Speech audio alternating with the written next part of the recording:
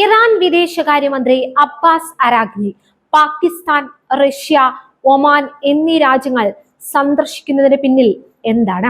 Iran പാകിസ്ഥാനെ ഒരു മധ്യസ്ഥനായി കാണുന്നുണ്ടോ? റഷ്യയിൽ നിന്ന് സൈനിക ഇന്റലിജൻസ് സഹായം ഇറാൻ പ്രതീക്ഷിക്കുന്നുണ്ടോ? യുഎന്നിൽ ഇറാന് അനുകൂലമായ ഒരു സുരക്ഷാ പ്രമേയം കൊണ്ടുവരാനുള്ള നീക്കം എവിടം വരെ എത്തി? 2003 ശേഷം ആദ്യമായി 3 വിമാനവാഹിനി കപ്പലുകൾ ഒരേ സമയം പശ്ചിമേഷ്യയിൽ അമേരിക്ക വിന്യസിച്ചിരിക്കുന്നതിന്റെ യഥാർത്ഥ അർത്ഥം എന്താണ്? ഇത് സമാധാന ചർച്ചകളെ എങ്ങനെ ബാധിക്കും? 2500-നടുത്ത് ആളുകൾ കൊല്ലപ്പെടുകയും 7000-ലധികം പേർക്ക് പരിക്കേൽക്കുകയും ചെയ്ത ലബനനിലെ സാഹചര്യം അതീവ ഗുരുതരമായി തുടരുകയാണ്. ഹിസ്ബുള്ളയും ഇസ്രയേൽ സൈന്യവും തമ്മിലുള്ള പോരാട്ടം ലബനനിലെ സാധാരണക്കാരുടെ ജീവിതത്തെ എങ്ങനെ ബാധിക്കുന്നു? മരണസംഖ്യ ഇനിയും ഉയരാൻ സാധ്യതയുണ്ടോ? ഇസ്രയേലിനെ പരസ്യമായി പിന്തുണച്ചിരുന്ന യൂറോപ്യൻ രാജ്യങ്ങൾ പോലും ഇപ്പോൾ കുടിയേറ്റക്കാരുടെ അക്രമങ്ങൾക്കെതിരെ രംഗത്തു വരുന്നത് ആഗോള രാഷ്ട്രീയത്തിൽ ഇസ്രയേൽ ഒറ്റപ്പെടുന്നുണ്ടോ എന്ന ചോദ്യം ഉയർത്തുന്നില്ലേ? അമേരിക്കൻ സൈനിക വിന്യാസവും മറുവശത്ത് ഇറാന്റെ നയതന്ത്ര നീക്കങ്ങളും നടക്കുമ്പോൾ യഥാർത്ഥത്തിൽ ഒരു സമാധാന ഉടമ്പടിക്ക് സാധ്യതയുണ്ടോ? പശ്ചിമേഷ്യയിലെ നിലവിലെ സങ്കീർണമായ സാഹചര്യങ്ങൾ കാണുന്ന ഏതൊരു പ്രേക്ഷകനും ചോദിക്കാൻ ആഗ്രഹിക്കുന്ന അതീവ പ്രസക്തമായ ചോദ്യങ്ങളാണ് ഇവയൊക്കെ. ലോകം ശ്വാസമടക്കി പിടിച്ച് കാത്തിരിക്കുന്ന വാർത്തകളിലേക്കാണ് പശ്ചിമേഷ്യ ഇപ്പോൾ വിരൽ ചൂണ്ടുന്നത്. ഒന്നുകിൽ സമാധാനം, അല്ലെങ്കിൽ തടയാനാവാത്ത ഒരു മഹായുദ്ധം. ഇതിനിടയിൽ പശ്ചിമേഷ്യയിൽ സമാധാനം പുനഃസ്ഥാപിക്കാനുള്ള നയതന്ത്ര ചർച്ചകളും വെടിനിർത്തൽ കരാറിനായുള്ള നീക്കങ്ങളും ഒരു വശത്ത് സജീവമായി നടക്കുമ്പോഴും മറുവശത്ത് ലബനനിൽ മരണസംഖ്യ ഭീതിജനകമായി ഉയരുകയാണ്.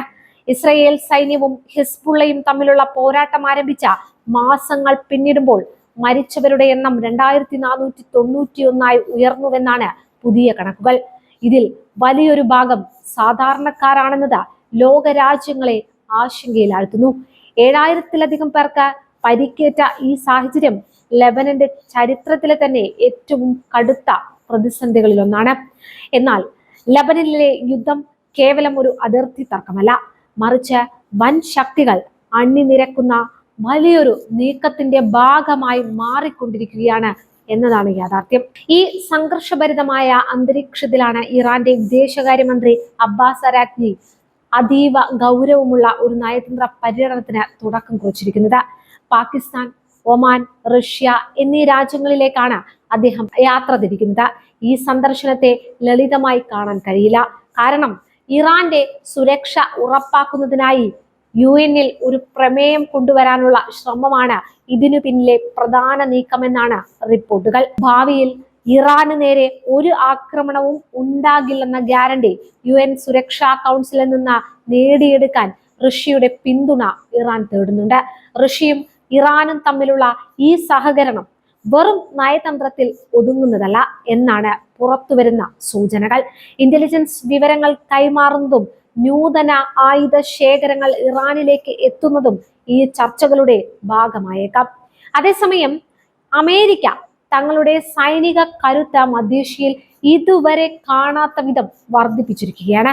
2003 ഇറാഖ് യുദ്ധത്തിനു ശേഷം ആദ്യമായി 3 വിമാനവാഹിനി കപ്പലുകൾ അമേരിക്ക ഈ മേഖലയിൽ വിന്യസിച്ചിരിക്കുന്നു. 200ഓളം യുദ്ധ വിമാനങ്ങൾ ഏത് നിമിഷവും പറന്നുയരാൻ തയ്യാറായി ഈ കപ്പലുകളിലുണ്ട്. ഈ വമ്പിച്ച സൈനിക നീക്കം ഇറാനുമേൽ സമ്മർദ്ദം ചെലുത്താനാണെന്നാണ് വ്യക്തമാണ്.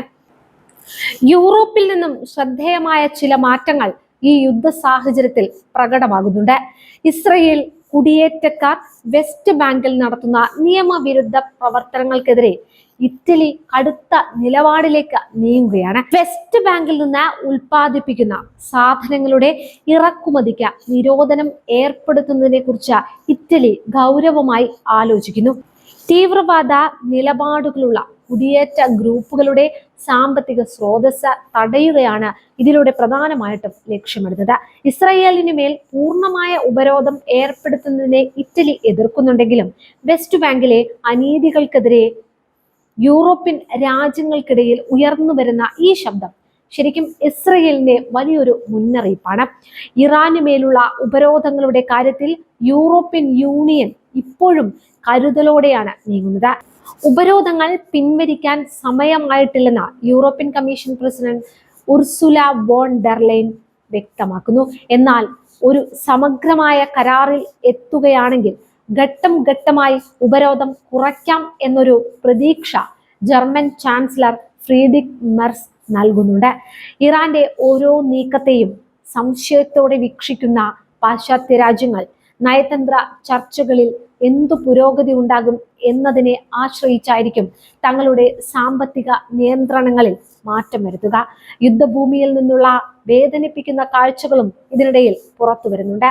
വെസ്റ്റ് ബാങ്കിൽ ഇസ്രയേൽ സൈന്യത്തിന്റെ വെടിയേറ്റ് ഭരിച്ച യൂസഫ് സമീഹ് എന്ന കൊച്ചുബാലന്റെ വാർത്ത ലോകത്തിന്റെ കണ്ണ് നനയിക്കുന്നതാണ്.